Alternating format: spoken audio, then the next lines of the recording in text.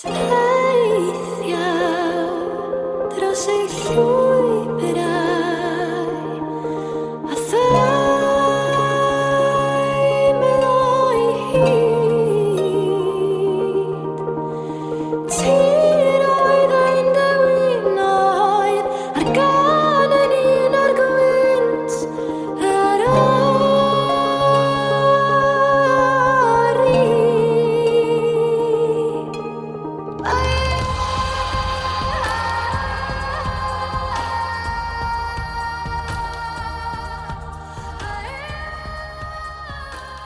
So this is Peter Rutherford, the Access and Wellbeing Manager for Mhrydain National Park, and welcome to our series of podcasts that we have created for the 70th anniversary of the National Parks.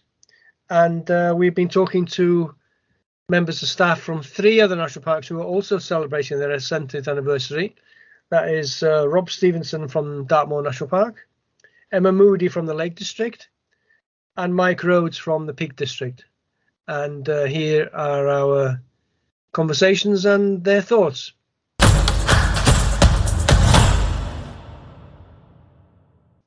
So you are the Community and Land Management Ranger at Dartmoor National Park. Yeah, Community and Landscape Management Ranger. I've been with the National Park for 40 of our 70 years, and I've just been tipped off on getting some kind of award or certificate just before Christmas. That's an aside, I'm not really supposed to know that. And I've done various roles throughout that time, starting off as a seasonal warden, as we were called in those days, through to being head ranger for about 20 years and a couple of other management roles. But I've now gone back out onto the ground because I'm a bit more of a people and place person rather than a bureaucratic person. So that's quite a substantial contribution to the workings of the National Park, I would expect. You must have seen a lot of stuff in your time. Is there any kind of highlights in that period of time? Right, okay. Well, I grew up in the area, so I've lived here all my life. I grew up from a village shop background. I was interested in working on the National Park. I know a lot of people. I've built on that, and I was actually the first local person to be employed by Dartmoor National Park back in Ian Mercer's times. He was the first National Park officer. I've thrived on that. I've developed on that. I've taken on lots and lots of challenges, mostly good, but some bad. Had some bad experiences, if you like, in the last couple of years related to the public face-to-face out on the hill. Not so good. So times have changed. Biggest probably thing from my angle is the lack of respect, which I know is not just aimed at National Park staff. It's aimed across the police. It's all public services and beyond. So it's partly around that, but on the whole, it's the fact that, obviously the National Park Authority is absolutely important to these lovely wild areas and looking after them. I've had the pleasure of meeting many colleagues from all over Britain at various national parks and had lots of contacts over the years. And I think it's that passion and desire to continue to look after the area that all the National Park staff, are keen on and still do. So I'm passionate about it, and hopefully I've always come from a very strong educational base, and I still am now in my other roles that I do outside of my work. Yeah, I can completely empathize with what's happened over the last couple of years in particular. I mean, we have suffered, we've been unduly under a lot of pressure running your normal job, plus all some of the other sort of antisocial issues that have been going on and dealing with some very difficult people across the board, really. And as you say, the public sector and our service in particular has been rather bashed about, I suspect. And I think, like you, we probably feel pretty exhausted at this stage in the game. It can be pretty wearing, but there's always, the majority of people do all the good things, don't they? There's a very small minority who do bad things. Yeah, absolutely. Yeah, I was going to put that in, obviously, in the context, in perspective. Obviously, as a ranger, as one of the team of rangers on the front face, you never know who you're going to meet on a daily basis, but particularly when you're out on patrol and sort of on the wider moor. and the situations you're going to be involved in. Part of my daily work is to work very closely with the police, and we're building up a really good, clear team of people, local police officers and specials. So we're working closely with them to deal with again, the very, very small minority who might have last year been holidaying elsewhere, but were forced to stay in the local area, and to be fair, explored the local countryside, because we're quite close to Plymouth and Exeter, two major cities, and other areas as well that are fast developing.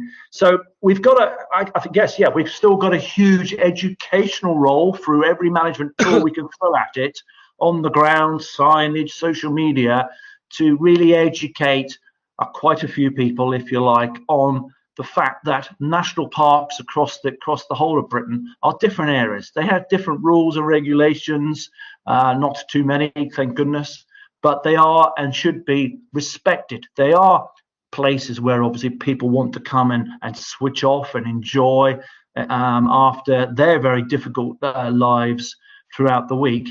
But obviously from our angle, that is our life and our work, and we need to marry the two together closely if we can. It's very interesting talking to my other colleagues in other national parks, as you do, how different the parks are in their sort of character, really. And that's it's always interesting to go and see other national parks and to gain some of their insights and listen to some of their issues. Fundamentally, I think we all have similar issues on certain levels, but every park has its own character. You know, given that you've been there so long, Rob, what are the sort of major changes that you've seen over your time? Yeah, part of my daily job at the moment is to combat and deal with erosion, and obviously in my previous roles as head ranger, I used to have the privilege of going once a year to an annual gathering in all the different national parks, which was great, as you just said, to meet different staff with different challenges. We did come up to 2 or 3 parks to look at erosion, and came back in shock and horror, thinking we don't want that to happen to Dartmoor too much. So we did some mitigation work, and part of my daily work now, in fact, ironically, I've just been chatting to our chief executive about some packages we want to put in for some extra funding. So yeah, erosion would be the biggest one, a culmination of just more regular use, increasing recreational use, larger events which we're attempting to manage in a different way, a culmination of horse riding, because you're allowed to horse ride across most of Dartmoor, increasing mountain bike use, not necessarily on the correct routes, and then obviously the fact that heavy rainfall, exactly like we had yesterday. We used to have, when I lived out in the middle of the moor and where I grew up, you used to have maybe a week or two of sort of drizzle and mizzle all the time, fog and just little light rain. Now, like yesterday, we get heavy rain, which again, we're already looking at how many paths have been slightly washed out from just the impact of one day's rain yesterday after such a dry spell. So that would be one of the key things, I think. And the second one would be how do we continue to get over the message again of not dropping your litter and fly tipping, a sort of major issue which increases every now and then, and that completely disregard. So wherever we can, we support national initiatives and stronger law and legislation around that. Do you have any a volunteering system or any relationship with your local societies? Yeah, we do. Each ranger plus other staff, we are very much community based. Even more staff now are community based. I think we're taking on some, hopefully through some extra funding, some extra younger people to do more sort of youth engagement. We have a voluntary warden system. So we have between 50 and 60 voluntary wardens who are all predominantly local from the parishes. We have lots of other volunteers. We have volunteer groups across the park, which we support financially and with time and finding them work. We link up with other more major organisations across Dartmoor to provide a wider volunteer effort. And we've had and still continue to have a very good youth engagement policy, particularly through our Ranger Rolf Club, which has been going, I understand, nearly 30 years now. And our youth engagement, youth and sort of teenage policies. And we've appointed an officer temporary at the minute to really pull that through. And she reported back on Tuesday how well that's been going. It is very difficult to coordinate volunteers, and it is a full-time job. People may assume that other officers can do this when they've got time, but to be fair to the volunteers and what you need to get out of it, I certainly agree that you certainly need full-time officers to deal with this and arrange or manage these kind of activities, because it's very onerous for ordinary staff within their normal job roles to be doing things like that. So a specialist officer is always very useful, actually. Yeah, absolutely. Yeah. Just moving forward, how do you see the park, say, within the next 25 years? Right. Okay. Well, we've worked over the years, and again in a future role, in a past role that I have as head of natural environment, we've been involved with Natural England and other major agencies on having a vision for Dartmoor, particularly the common land for the future. Obviously, since then, the way it's been divvied up, various commons, as we have on Dartmoor, have gone into various agreements through environmentally sensitive areas and now HLS as regards to managing that land. So I think, obviously, like everything, we're at a bit of a crucial time now as regards to A, funding, B, which agency is going to take the lead on various things. And I've just been discussing this morning the farming in protected landscape funding that certainly the English national parks have been not given, but are facilitating for the people on the landscape, the farmers, the commoners, other individuals and groups to apply to do sort of groundbreaking work, doing repairing work, potentially some of the erosion work that I'm involved in, and fire breaks can be put into a package, and lots of other things. So it is actually, I feel actually quite excited at the moment with the way things might pan out. But the key thing is for everybody to talk, put their cards on the table, and to agree and work for the best of Dartmoor. So that's, again, part of my daily work is actually partnerships. I'm involved with a lot of the general partnerships who are involved with looking after and caring for the wider open spaces of Dartmoor. That sounds very comprehensive, actually, and it sounds very good for the future. I think even in light of the Glover reports, and I have heard that it's going to be a fairly light touch in terms of Glover, but let's see what happens on the other side of the border. One last question now, if I may. What have you planned for your 70th anniversary? Well, that's probably the only question I might struggle to answer, to be fair. I'm not completely in the loop on this. I know we're putting together a small film, and I've literally been asked this morning, have I been asked to do a piece? And not yet, I haven't, but we are doing that. I've been involved with pulling some of the key characters from the agencies together for a small film. We're doing some other, we've got some special sort of work days being lined up, or an extension of the current work days we've got lined up, and we're doing and linking into other organizations to make them aware. I don't have the bigger picture yet because I haven't seen it. I know it's coming out imminently. Some of it will happen obviously over half term, next week being half term here.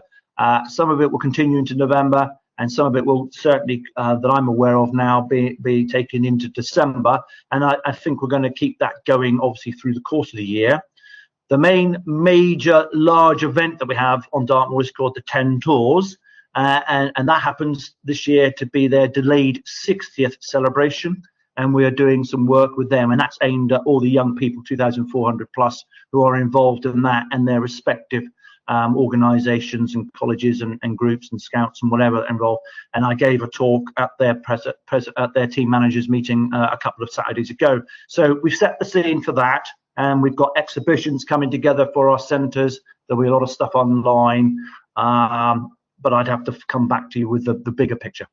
That all sounds very interesting, and it's definitely a big cause for celebration.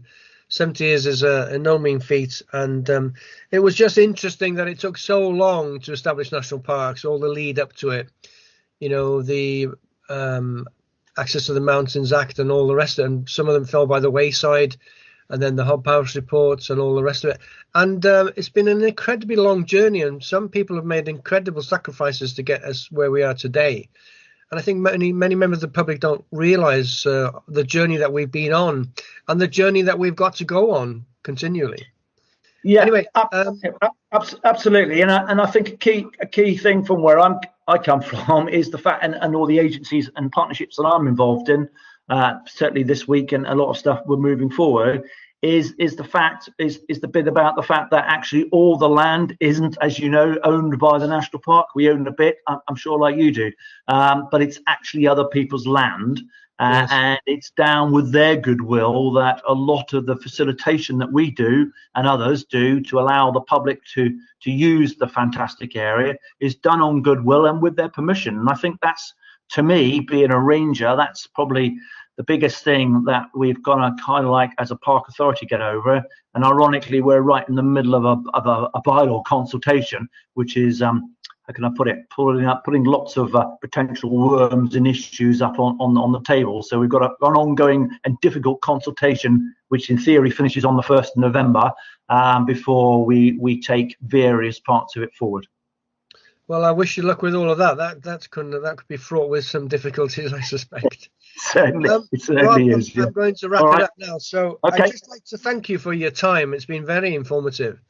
And let's hope one of these days we can meet up in face-to-face properly. And that would be great. Yeah, and I wish you luck in your celebrations for the 70th. Okay, and all the best to you as well. Thank you very much. Thank you. Okay. Bye. Thank you. Bye. Bye-bye.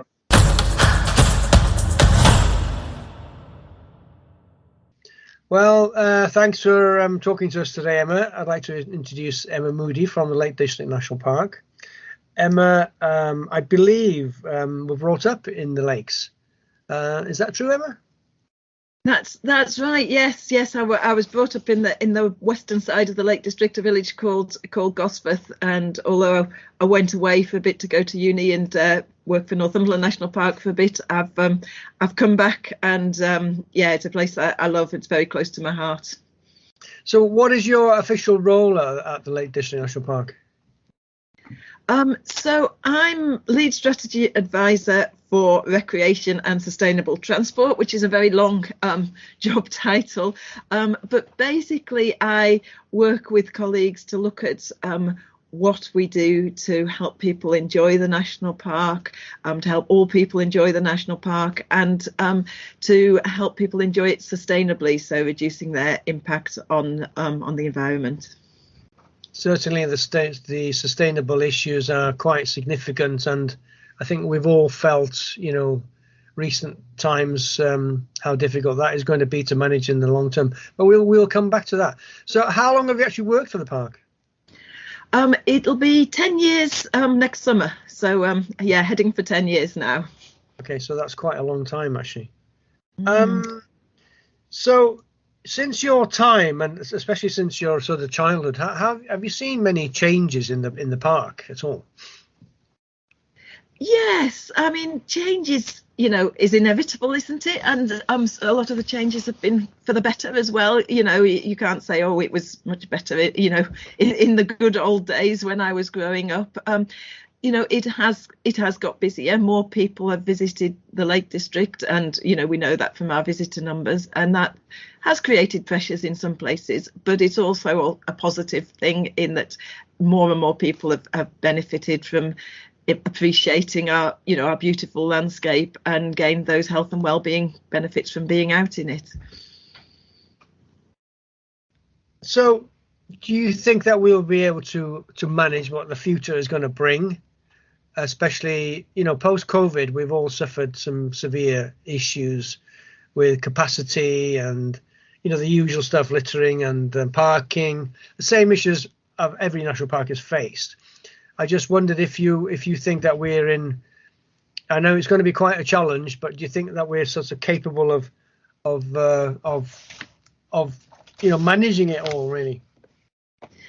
Yeah, it has been, for all of us, a challenging 18 months, particularly, and the pressures that may, a lot of them we'd had for many years, but they've been exacerbated by the pandemic and different behaviours and more people driving as well, particularly. I think we've learnt a lot, and we've put a lot of things in place that we will continue into the long term, because things aren't going to go away.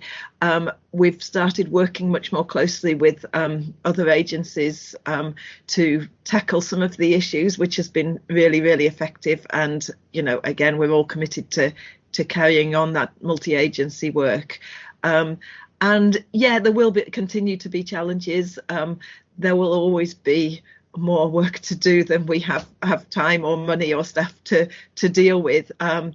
But I know we're really committed to, as a whole team, to making things better and continuing to enable people to enjoy the Lake District and to look after our communities as well, which is very, very important. Yeah. I think this interagency working has been, as you say, even for us, has been very effective. And I think it's brought some of us a lot closer together. Did you actually use a great deal of volunteers at all during the post-COVID? Yes, I should have said that. That's been another really, really positive aspect of it. We recruited a lot of new volunteers in the hundreds to help specifically with visitor management, and they've been absolutely amazing. The support we've had from within our communities has been phenomenal. Working on patrols, manning car parks to help people, advise them as to where to go, what they can do, picking litter, doing all sorts of things. Just having people there on the ground to talk to and to help has made a huge difference. And we're incredibly grateful to them, and hopefully as well they will continue with their commitment, and we can continue that work, because I think it's fair to say we couldn't have done what we've done without them. So it's been brilliant, and it's great that people have cared about the national park and shown that they cared and are willing to put their own time into it, and that's amazing. Yeah, I think we had a similar response from our volunteers. They've been absolutely fantastic, especially, as you say, talking to the public, reassuring the public, giving them information, collecting litter. And as you say, I don't think any of the national parks could have coped without them, frankly. And hopefully, I don't know about you, but we will probably roll out a similar, for next year, we're going to do something very similar. So, and I assume many of the parks will do the same, including yourselves. Yeah, definitely. Park. How do you see the parks developing from here on end, generally speaking, rather than just COVID? I know it's difficult to see into the crystal ball, but, I just feel sometimes to get somebody else's opinion on that kind of thing would be very useful. Oh, that's such a difficult question, isn't it? I appreciate that. There's so many changes, aren't there, going on, in society more widely as well as within national parks, and it's how we react to those. I think people will still always want to go to beautiful wild places like national parks, and will want to to enjoy that and take part in activities in them. And I think that's only going to increase. And so we need to be prepared to work with people on that. Obviously, carbon reduction's becoming more and more important. So we need to look at that and look at how we can be at the forefront of that and reduce the carbon footprint, not just of our operations, which we're working very hard to do, but of all our visitors and residents. And we're committed to net zero by 2037. So we're working hard towards that. But of course, the downside of that is that climate change, is happening. We've seen it in our own climates, and that's putting extra pressure on our infrastructure. So our footpaths and bridleways and all sorts of things. Jetties there's so many things that are affected for us, particularly by the high rainfall or intense rainfall events that we're seeing more and more of, and that's going to be an ongoing challenge to meet, and hopefully we'll be able to meet it, but yeah, it's going to be a real pressure on our already limited resources. Certainly, I've been in the park for 20 years, and I've seen major changes. But what you've just said about sustainable management and all the rest of it, and global warming, that is a major challenge, and I'm not sure it's going to be difficult to manage. But we have to manage it in designated landscapes, and make sure that one of our prime purposes is to get people out into the countryside to enjoy it. So that's a challenge for us all, and I thank you for that. Just getting back to the 70th and celebrations, have you anything planned, or what have you been up to? Yeah, so it was, it's a great milestone, isn't it? And to look back on what the national park movement as a whole has achieved since they were set up all those years ago, and to see that we've continued to provide that function of giving the nation that breathing space and beautiful places to go and take part in recreation. So it's been really interesting to look back on that, but also to, as you say, to look to the future. We haven't been able to hold big events, as you can imagine, in the circumstances, but we've done a number of things based around it. So we did a real focus on our Miles Without Styles routes, because we feel that's a really big achievement. So these are accessible routes. We've got now, we opened our 50th one this year, and access for everyone is so important, and that inclusivity.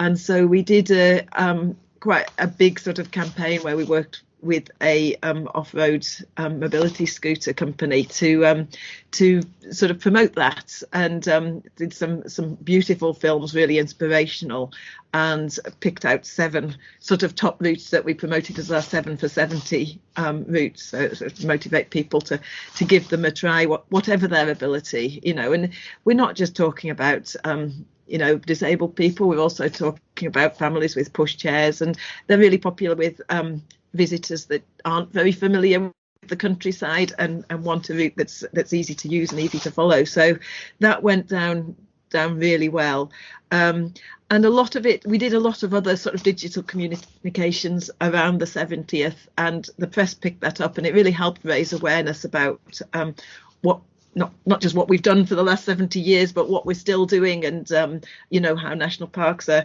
more relevant to people now than they ever were. So just promoting new ways to enjoy the national park sustainably, and working with the Ordnance Survey as well on some promotions. So yeah, we've done a lot of things, but unfortunately we couldn't have a big 70th birthday party during the current situation. We did have a minor one. We had a trek across the national park in different guises. That was walking, running, some disabled and less abled users, and also ending up on a coastal path walk. So good. We had a mini celebration as such. Yeah, and that's good, because it was outdoors as well, and and I like the way you showed all the different aspects of not just different activities you can do in the national park, but different landscapes that you have within Snowdonia. That sounds amazing. I know it was very interesting when we met a couple of weeks ago in the Sill, as all the access officers got together. It was very interesting to compare notes following COVID, and I think all our experiences are extremely similar. And as you say, the future challenges, sustainability, and managing the increasing numbers that we've got. I don't think the 49 Act or the original committees ever realised what they were actually doing and what they were creating, the effect it would have on the British public. And it's really significant, I think, what we've done, what we're still doing, and what we can do for the future. I'd just like to take the opportunity to thank you, Emma, for contributing to this podcast. It's been very interesting. I we could have done with another hour, I'm sure, but I won't put you through all of that. So No, I'd it's like to lovely thank you. talking to you. Thank you. Yeah, I'd like to thank you very much indeed. No, thank you. No, it's been a pleasure. Thank you. Bye. Bye. Bye-bye.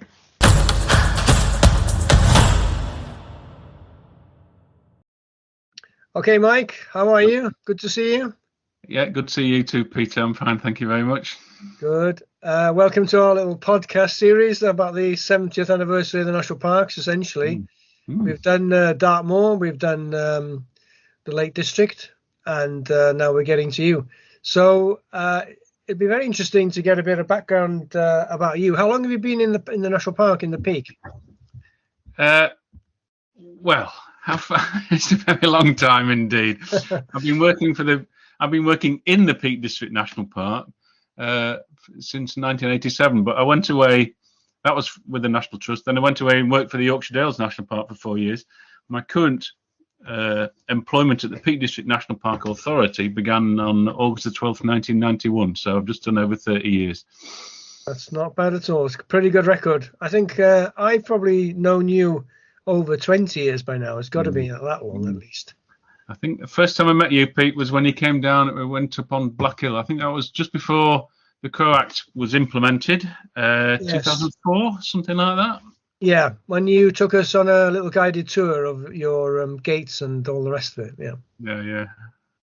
That was a very long time ago. So what exactly is your role? Okay, my current role is Access and Rights of Way Manager for the Peak District National Park. So I coordinate the National Park Authority's involvement basically in terms of the legislation providing for public access to the national park, whether it's by, as I just mentioned, the Countryside and Rights of Way Act for open access land, or whether it's our involvement with Rights of Way in partnership, of course, with the highway authorities. We have an agreement with the highway authorities where we help them deliver on their duties by carrying out maintenance works and improvement works. We get some grant from the highway authorities, and we also source considerable amounts of external funding as well to enable us to improve accessibility to the national park. It's actually a very similar situation to ours and our agreements with both Gwynedd Council and Conway Council, where we help them to achieve their sort of targets and objective in terms of the rights of way. And also, are you a Crow Access Land Authority like us? Yeah, we are. Yeah, I think all national parks are, aren't they? I think. Yeah, makes life a bit easier in some respects. Well, it would do if we had the budget to do it, Pete. Yes, of course. I've got to agree with that for sure.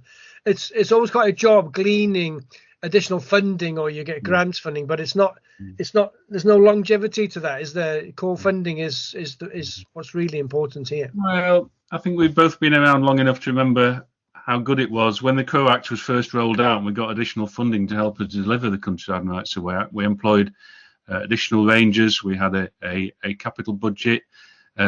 We employed an estate team to help us carry out the necessary upgrades to the rights of way and access furniture. And that's been nibbled away at bit by bit over the years, as the government have restricted the main grant.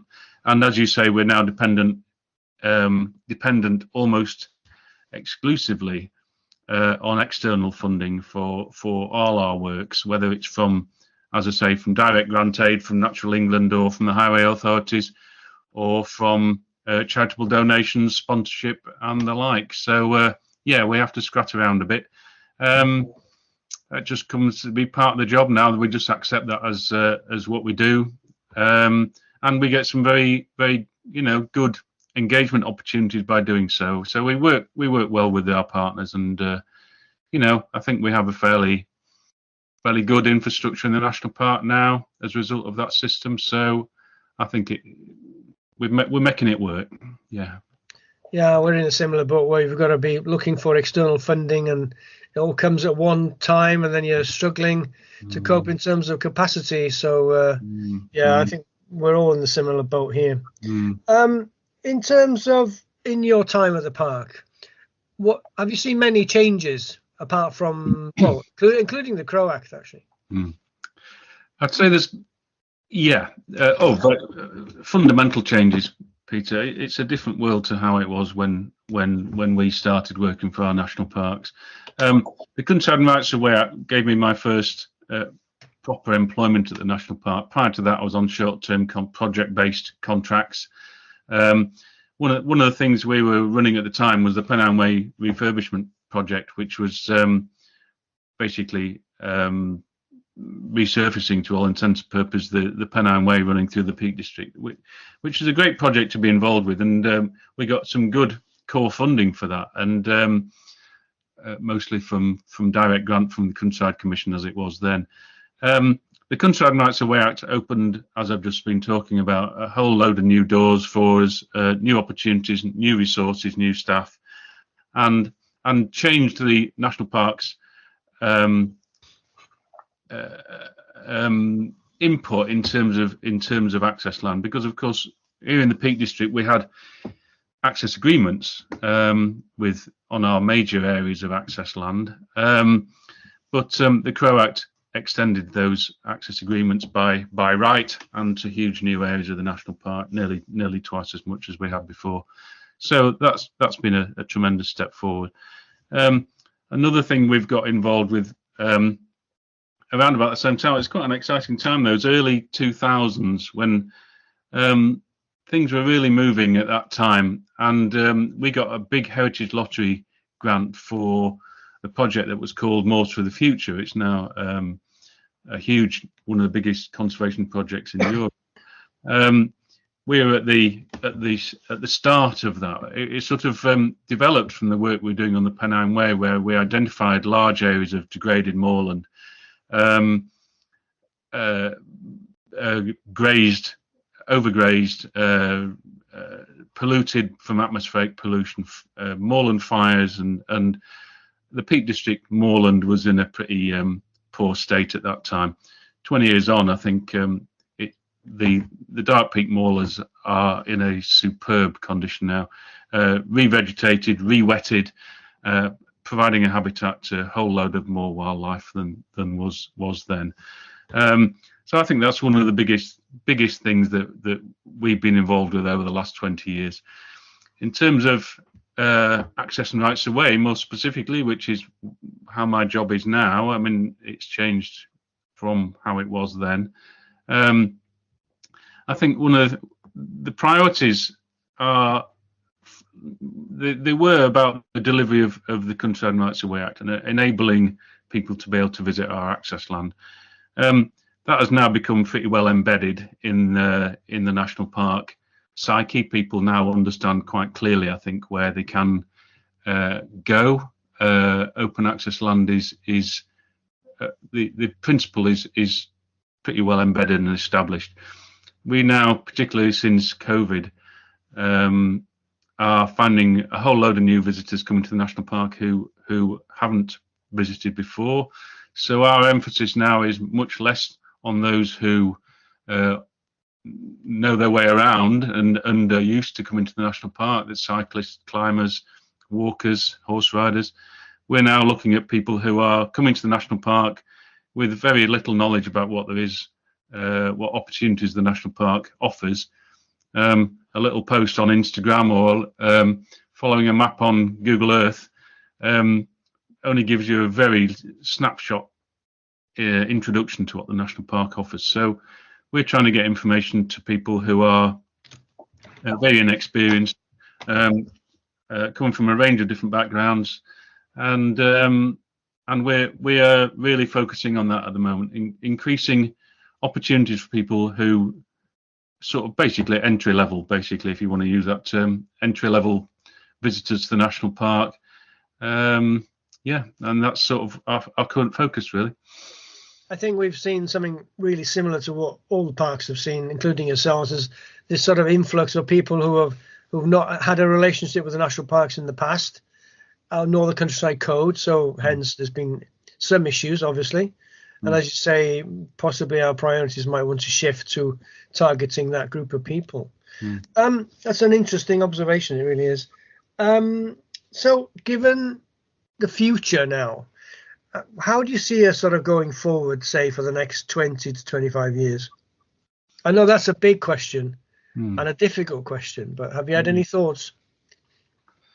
Well, I tend to be at the delivery end of things rather than the policy end of things, and I think it's always difficult to envisage how policy might change, particularly since the recent climate conference, and how the national parks collectively will respond to the global challenges laid down by the recent climate change conference.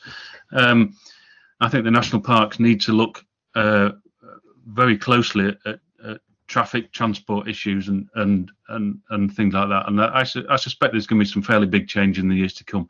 At my practical end, of access and rights of way, we're already planning for climate change and how that might impact on the access and rights of way infrastructure of the national park. Increased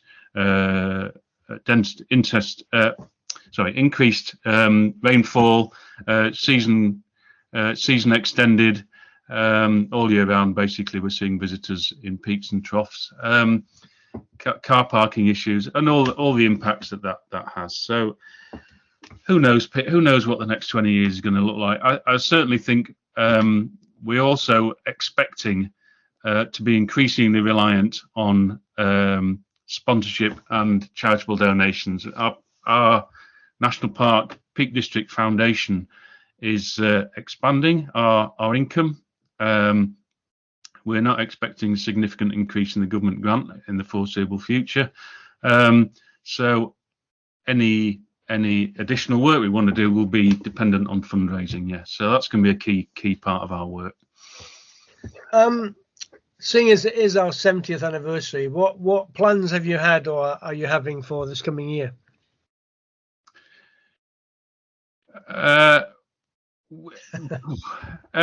We have had a rather splendid little project called Anniversary Gates. The anniversary being the 70th anniversary, it's also coincides with the 20th anniversary of the Countryside Rights of Way Act coming into force in the Peak District, and the first local access forum as well.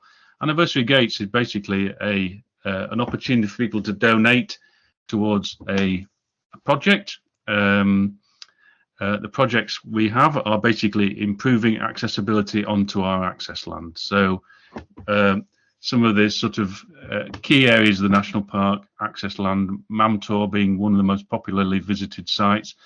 The infrastructure is under pressure, and we are replacing and renewing access furniture as a result of the charitable donation given through the Anniversary Gate scheme. We're also promoting some lesser well-used parts of access land and improving the accessibility of those too. So it's been a quite nice little project, and it's brought in quite a lot of money.